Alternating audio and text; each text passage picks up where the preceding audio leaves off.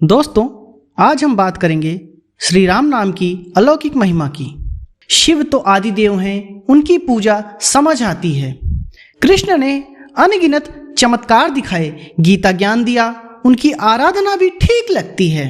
पर राम, दशरथ नंदन श्री राम ने ऐसा क्या किया कि राम का नाम ही ईश्वर का पर्याय बन गया कि लोग वेदों में वर्णित देवताओं को भूल राम नाम करने लगे। उन्होंने तो बाकी देवताओं की तरह कभी चमत्कार नहीं दिखाए, न हलाहल का विषपान किया, न मुख से ज्ञान का प्रसाद वितरित किया। फिर भी उन्होंने ऐसा क्या किया जो राम राम हुए? उत्तर है उनके कर्म। उच्च वर्ग में, बल्कि सत्ता, धन, अधिकार के सर्वोत्तम शिखर के घर में जन्मे उस महामानव ने किसी भी मानव के गुणों का सर्वोत्तम सोपान छू लिया था। जरा सोचिए कि एक राजा का बेटा, जिसके एक आदेश पर सेनाएं सज हो जाती हों, जिसके कहने पर अनगिनत वीर मरने, मारने, प्राण त्यागने को उद्यत हो जाते हों, वह एक मामूली अंगरक्षक के रूप में, एक सुरक्षा कर्मी के रूप में अपनी ही प्रजा के एक वैज्ञानिक की रक्षा हेतु चल पड़ता है। जिसने धर्म का पाठ पढ़ा हो, जिसका धर्म ही हो कि गौ, स्त्री और ब्राह्मण की रक्षा करनी है, वह बिना संकोच के देखते ही ताड़का नामक स्त्री का वध कर देता है। वह अपराधी को देख हिचक नहीं जाता कि यह तो स्त्री है और स्त्री का वध नहीं किया जाना चाहिए। उसका न्याय लिंग भेद नहीं करता है। ये वो राम है जो सत्पुरुषों का रक्षण करते हैं, खल पुरुषों का वध करते हैं। इस पर भी इनकी मुस्कान हमेशा बनी रहती है। किसी के सम्मुख सिर झुकाते समय उन्हें संकोच नहीं होता और किसी का सर उतारने पर वह अहंकार से ग्रसित नहीं होते। वह चलते हैं तो धरती डोलती है, बल्कि खिल उठती है। वह परम वीर हैं, पर उन्हें देख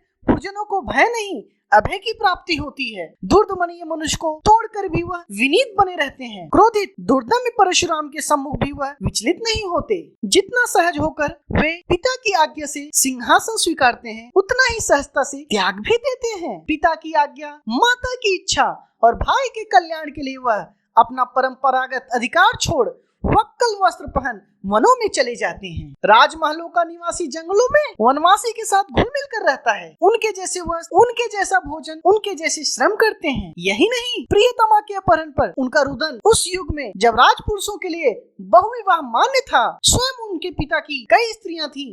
वह एक स्त्री के लिए पेड़ों से लिपट कर रो रहे थे, नदी और पर्वतों से पागलों की भांति पूछ रहे थे। सामान्य मनुष्य की भांति जब दुख अत्यधिक हो तो क्रोध बन जाता है, वह सब तहस नहस करने पर उतारी हो जाता है, पर अंततः स्वयं को नियंत्रित कर लेते हैं और अपनी स्त्री को खोजने के लिए धरती पाताल एक कर देते हैं। संसाधनहीन वनवासी शून्य से सेना का निर्माण करते हैं। अधर्मी को दंडित करना ही धर्म है, अतः अधर्मी का छुप कर वध करते समय परंपरागत धर्म उनका बाधक नहीं बनता। संसार में जो पहले कभी न हुआ था वह कर दिखाया है। समुद्र को बांध लेते हैं। वह विनय की प्रतिमूर्ति है जो हाथ जोड़कर विनती करते हैं, परंतु अवहेलना पर वही हाथ शस्त्र उठाकर दंड देने की क्षमता भी रखते हैं। वह सहिष्णु हैं, पर उनकी सहिष्णुता दुर्बलता के कारण नहीं है। वह जानते हैं कि वही विजयी होंगे, फिर भी वह हाथ जोड़ना जानते हैं। उनके समक्ष शत्रु था, एक ऐसा शत्रु जिससे सारा संसार भय खाता था, जिसने देवताओं तक पर विजय प्राप्त की हुई थी। वह उससे भी भिड़ते हैं। हिंसा अंतिम उपाय है, यह संदेश अवश्य देते हैं, पर जब प्रतिपक्ष की अहिंसा स्वीकार नहीं तो परम हिंसक होने में क्षण नहीं लगाते हैं। वह जो